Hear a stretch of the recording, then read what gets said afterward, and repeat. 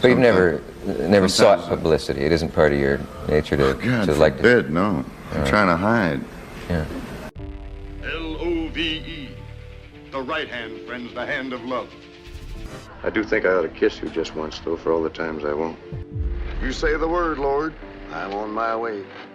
Lord, I am tired. Sometimes I wonder if you really understand.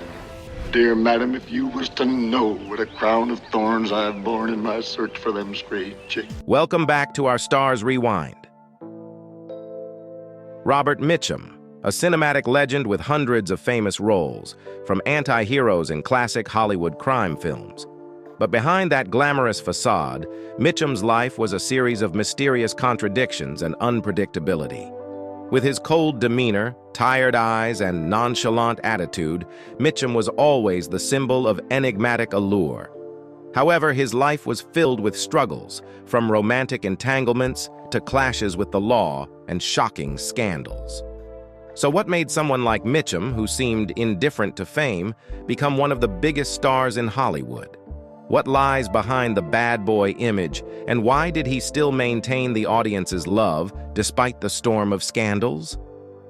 Join us as we explore the colorful life of Robert Mitchum, not only through his on-screen achievements, but also through those quiet moments where he faced himself, revealing the true man behind the Hollywood icon. Early life. Robert Mitchum was born on August 6, 1917, in Bridgeport, Connecticut, into a family with deep multicultural roots, as the second of 3 children.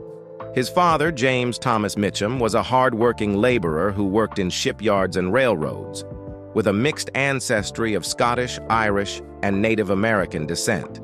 His mother, Harriet Gunderson, was the daughter of a Norwegian sea captain, bringing cultural diversity and resilience to the family. Mitchum's family life was far from easy. When Robert was just 2 years old, his father had a serious accident in a railroad yard in Charleston, South Carolina, and passed away in February 1919.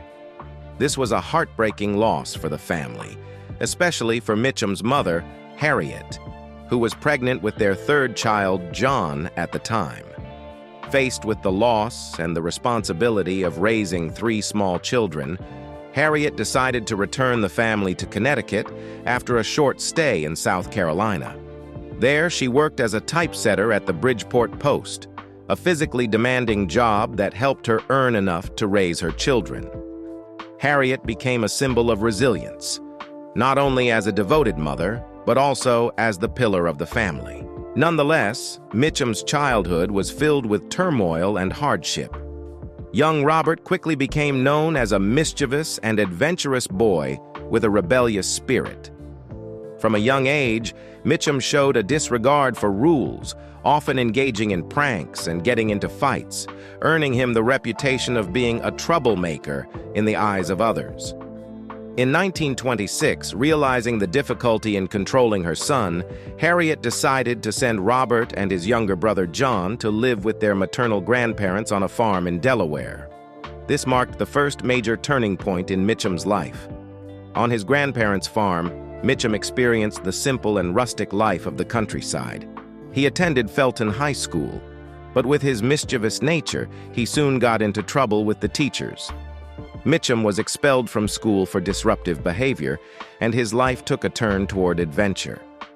By the age of 11, Robert ran away from home for the first time. This wasn't a spontaneous act, but rather the beginning of a series of runaway attempts by Mitchum, seeking freedom and adventure. He wandered across America, taking on odd jobs to survive. His travels took him to Philadelphia, where he stayed with his older sister Julie, who was pursuing a career in vaudeville performances. This was also Mitchum's first exposure to the world of entertainment and theater, opening a door that would later become his lifelong career. His wandering life continued for 2 years, with travels on freight trains, and Mitchum faced many challenges and hardships. In the summer of 1933, at the age of 16, he was arrested in Savannah, Georgia for vagrancy and sent to a prison camp. However, Mitchum's resilience and determination helped him escape and return to Delaware, where his family had relocated. All these early life experiences forged a Robert Mitchum with an adventurous spirit, toughness, and a cool yet profound attitude toward life. His time on the road laid the foundation for his acting career, where Mitchum often portrayed characters with the essence of a drifter, an outlaw who carried a depth of soul within him. Early career. After a tumultuous childhood and a life of adventure traveling across the United States, Robert Mitchum finally decided to settle in California. In 1936, Mitchum, with his undying spirit of adventure, followed his sister Julie to Long Beach, California, where the family had moved in search of new opportunities in the entertainment industry. There, Mitchum took his first steps into the world of the arts, though at the time, he didn't see himself becoming an actor. Initially, Mitchum made a living through various odd jobs, trying his hand at different professions. He worked as a ditch digger and a laborer in a machine shop, but his fortunes began to change when he took a job ghostwriting for a well-known astrologer of the time, Carol Ryder. This job helped Mitchum discover his writing talent and creativity, although he still hadn't realized that the stage was where he truly belonged. It was his sister Julie who ignited his passion for acting. She persuaded Mitchum to join the Long Beach Theater, Players Guild of Long Beach, where he began with small tasks like setting up the stage and playing non-speaking extra roles. Even in these small parts, Mitchum started to feel the allure of the stage and the thrill of transforming into different characters. This was a crucial turning point, opening the door for him to step into the world of performance art. However, despite his talent and passion, his acting career was not an easy road in the beginning. Mitchum faced many difficulties, from unrecognized small roles to juggling side jobs to make ends meet. In the early 1940s, Mitchum found steady work at Lockheed Aircraft Corporation, where he worked as a laborer in the airplane manufacturing plant. This job provided financial stability for his family, as he had just married his childhood sweetheart, Dorothy Spence, and together they were building a home. However, the factory job took a toll on Mitchum's health, including hearing damage from the constant noise of the machinery. Despite these hardships, Mitchum never gave up on his passion for acting. With the support of his wife, who also had some experience in theater, Mitchum began seeking opportunities in the film industry. After many auditions, he started landing small roles in B-westerns, a popular genre at the time. Although these were minor villain roles with few lines, Mitchum impressed producers with his calm acting style and his trademark sleepy expression. One of the first turning points in Mitchum's career came when he appeared in the famous Hopalong Cassidy series, where he played various villain roles. Although these were supporting parts, Mitchum quickly caught the attention of Hollywood producers with his rugged good looks and natural acting ability. His roles in these westerns helped Mitchum establish a crucial foundation in his career and opened the door to bigger opportunities. By 1943, Mitchum had his first major breakthrough when he landed the role of a Marine in the war film Gung Ho with Randolph Scott. This was his first credited role, marking an important milestone in Mitchum's career. The role earned him significant attention from directors and producers, opening doors for Mitchum to advance further in the film industry. Thanks to his role in Gung Ho, Mitchum secured bigger roles and signed a contract with RKO Radio Pictures. As his career began to take off, Mitchum appeared in 30 Seconds Over Tokyo, 1944, a prominent war film of the time where he caught the eye of director Mervyn LeRoy. This appearance led to a 7-year contract with RKO, marking a major step forward in his acting career. This was the beginning of a journey full of hardships, but also great glory for Robert Mitchum. From a directionless drifter to one of Hollywood's most famous movie stars. His early life and career struggles molded Mitchum into a strong, cool, and resilient figure on screen, while also imbuing him with a rare depth and sensitivity. Successful career. Robert Mitchum's career began to shine brightly when he made his mark with the film The Story of G.I. Joe, 1945. In the movie, Mitchum portrayed Bill Walker, a weary Army officer based on the real-life figure of Captain Henry T. Waskow. This role not only garnered Mitchum critical acclaim, but also earned him his only Oscar nomination for Best Supporting Actor at the 1946 Academy Awards. Although he didn't win the award, his performance in The Story of G.I. Joe propelled his career forward. From then on, Mitchum quickly established himself as a rising star in the film noir genre, a style of dark and complex crime films that featured morally ambiguous characters. Mitchum fully immersed himself in roles that were shady, mysterious, and layered with complexity, a hallmark of noir films during that era. In 1947, Mitchum made a powerful impression with the film Crossfire, a noir movie about post-war prejudice and hatred. In the film, Mitchum played a soldier fighting against social prejudices after returning from war. Crossfire was not only a commercial success, but also an influential work, receiving 5 Oscar nominations and cementing Mitchum's status as a key actor in the noir genre. Following this success, Mitchum continued to star in other renowned noir films, such as Out of the Past, 1947, a masterpiece of the genre. In the film, Mitchum played Jeff Bailey, a private detective caught in a web of crime and deceit. With his calm yet deeply emotional performance, Mitchum created one of the most iconic characters in film noir, becoming synonymous with the anti-hero roles he often portrayed. Mitchum's career in the 1940s and 1950s continued to soar, with standout roles in various noir and Western films. He appeared in movies such as His Kind of Woman, 1951, The Racket, 1951, and Where Danger Lives, 1950, all of which solidified Mitchum's place in Hollywood as one of the top stars of crime dramas. However, Mitchum did not limit himself to noir films. He also made his mark in other genres. In 1952, he teamed up with Jane Russell in Macau, a film that blended action and romance, where Mitchum played a mysterious man on the run. That same year, he continued to impress audiences with The Lusty Men, 1952, a movie about the lives of rodeo riders in which Mitchum showcased his versatility by playing a former star facing the decline of his career. Mitchum's career was not just defined by anti-hero roles. In 1955, he starred in The Night of the Hunter, a thriller that has since become a classic. In the film, Mitchum portrayed Harry Powell, a fake preacher who is, in reality, a cold-blooded murderer. Although The Night of the Hunter was not commercially successful upon its release, it has since been regarded as a highly praised work, and Mitchum's performance is considered one of his finest. His portrayal of Harry Powell, with his iconic lines and chilling, ruthless demeanor, left an unforgettable impression on audiences, further solidifying Mitchum's reputation as one of the best actors of the 1950s. Moving into the 1960s, Mitchum continued to leave his mark with films such as Cape Fear, 1962, where he played Max Cady, a dangerous and terrifying criminal. Mitchum's portrayal of Max Cady became a symbol of brutality and inhumanity, leaving viewers unsettled whenever the character was mentioned.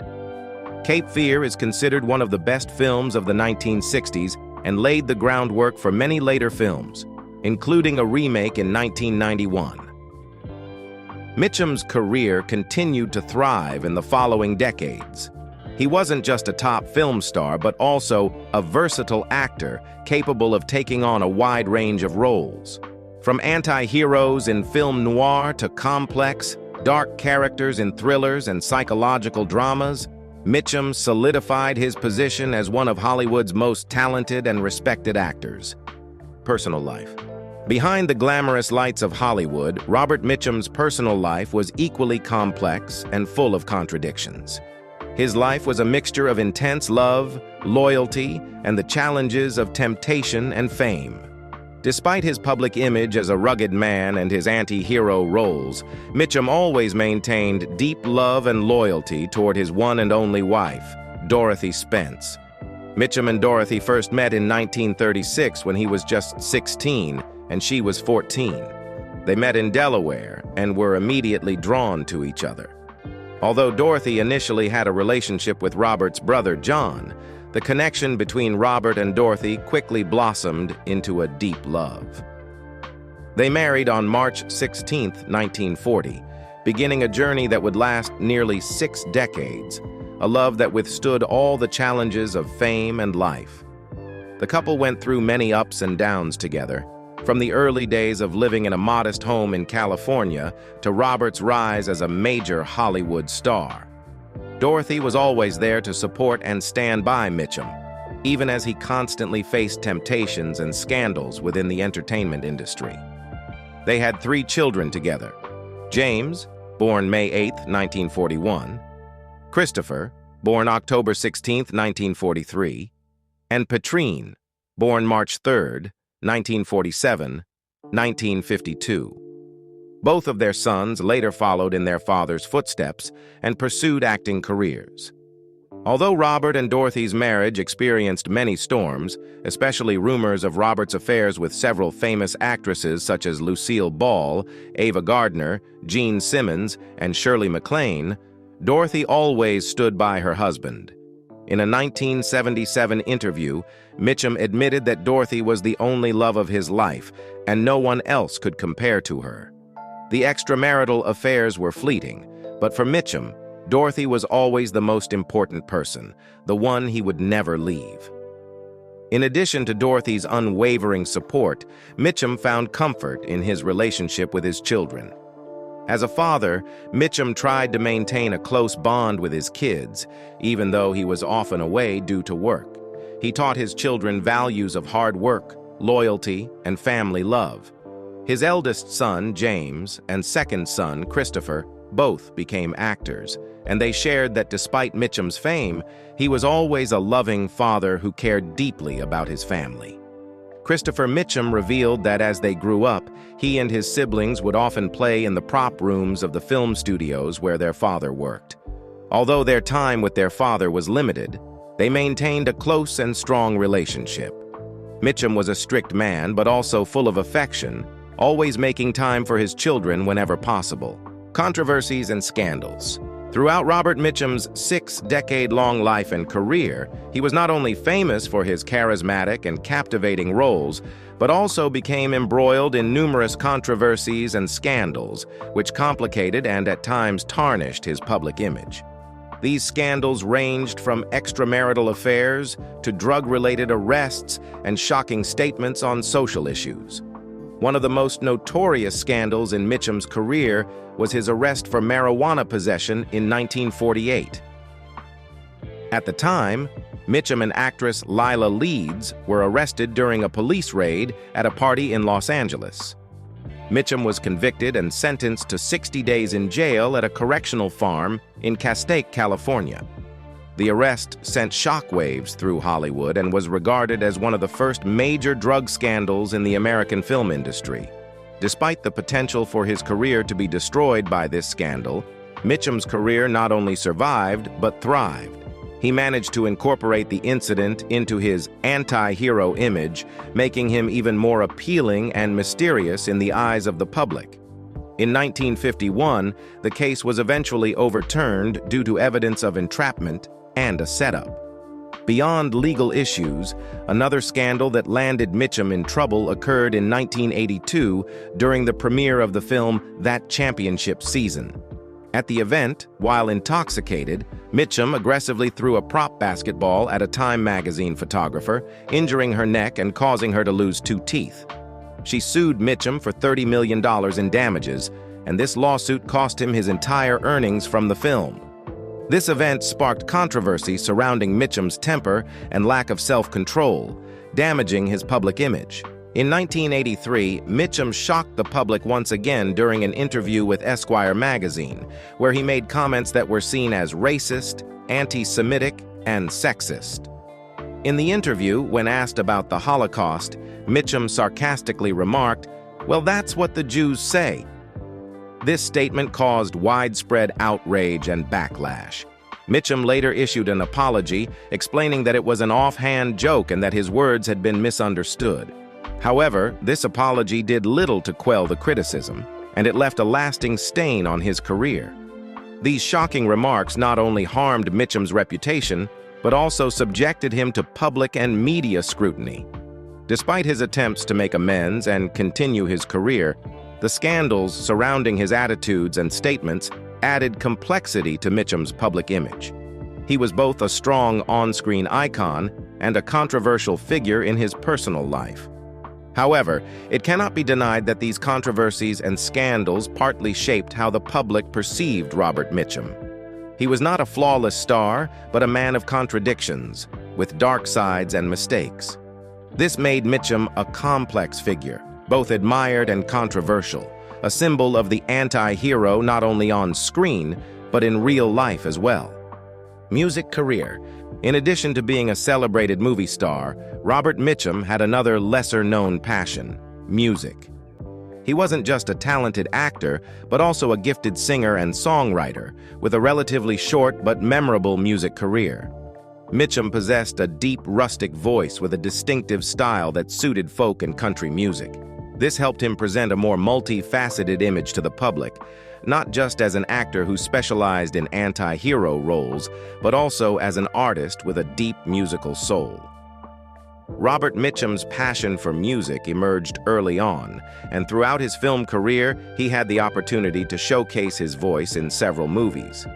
He sang in films like Rachel and the Stranger, 1948, The Night of the Hunter, 1955, and The Sundowners, 1960, where Mitchum's rustic voice was subtly used to add depth to the characters he portrayed. In 1957, Mitchum decided to dive deeper into music with the release of his debut album, Calypso, Is Like So. This was a surprising move, as the album didn't belong to the traditional country genre he often performed, but rather to calypso music, a genre from the Caribbean. Mitchum shared that the inspiration for the album came from his experience filming in the Caribbean islands. His love for calypso music drove him to record the album, where he performed a collection of songs with tropical rhythms, blending traditional calypso with his unique style. While Calypso, Is Like So, didn't cause a major sensation, it left a lasting impression in the music world, showing Mitchum's versatility as an artist. The album was particularly praised for the way Mitchum delivered his warm, deep voice, with a hint of humor and playfulness in each line. He brought a sense of free spirit and joy to calypso music, introducing it to American audiences. Mitchum didn't stop at calypso. He also ventured into country music, a genre closer to his own rustic and simple nature. In 1958, Mitchum recorded The Ballad of Thunder Road, the theme song for the movie of the same name in which he starred. The song tells the story of a moonshine runner, the character Mitchum played in the film. The Ballad of Thunder Road wasn't just a classic country song, but also a storytelling ballad, reflecting the similarities between the tales Mitchum portrayed on screen and those told in his music. The song quickly became a hit, reaching number 62 on the Billboard Hot 100, and later becoming one of Mitchum's most famous songs. In 1967, Mitchum released his second album titled That Man, Robert Mitchum, Sings. This album leaned more clearly toward country music and was warmly received by the public. One of the standout tracks from the album was Little Old Wine Drinker Me, which quickly climbed to number 9 on Billboard's country music chart and became one of Mitchum's biggest hits in his music career. With his authentic, rustic, and masculine voice, Mitchum conveyed the emotions of the characters in the songs, drawing listeners into heartfelt stories of love and life. Not only did Mitchum attract attention from country music fans, but That Man, Robert Mitchum, Sings also earned him a nomination from the Academy of Country Music for Most Promising Male Vocalist in 1968, a notable achievement for a famous actor who ventured into the music world. Although Mitchum's music career was not long and didn't produce an extensive body of work, he was still recognized as a multi-talented artist, blending acting and music to give audiences diverse artistic experiences. Both albums, Calypso, Is Like So, and That Man, Robert Mitchum, Sings, left a lasting impression on fans. And to this day, they are considered unique recordings in Mitchum's career. Final years and legacy. In his final years, Robert Mitchum continued to maintain his image as a charismatic actor, always challenging himself with different roles, even though his health had begun to decline. Although he did not appear in as many films as he did during his peak years, Mitchum still took part in several noteworthy projects, and more importantly, he left an indelible legacy in the hearts of his fans and the film industry. Mitchum faced physical challenges as he struggled with lung disease, the result of decades of heavy smoking. He was diagnosed with lung cancer, followed by pleurisy, which gradually deteriorated his health. Nevertheless, Mitchum remained calm and composed, facing his fate with a sense of grace. He is remembered as a strong man, even in the most difficult moments of his life. On July 1st, 1997, Robert Mitchum passed away in his sleep at his home in Santa Barbara, California, after a long battle with lung cancer. His death marked not only the end of a colorful life, but also the farewell to a golden era of Hollywood.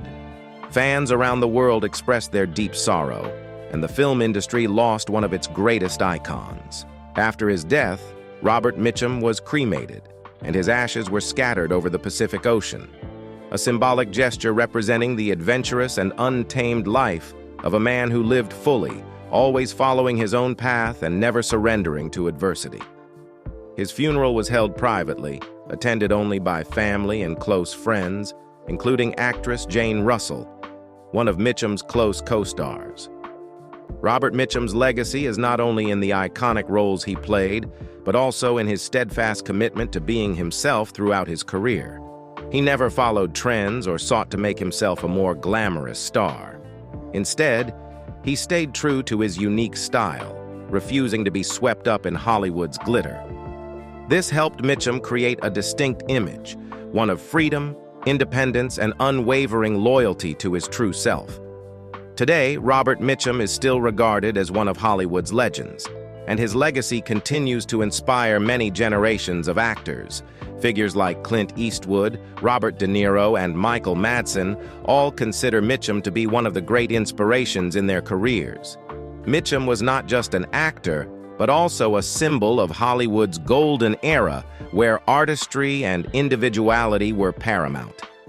Thank you for watching. Don't forget to hit the like button and subscribe to the channel so you don't miss out on more exciting content. Leave a comment and share your thoughts. See you in the next video. Goodbye.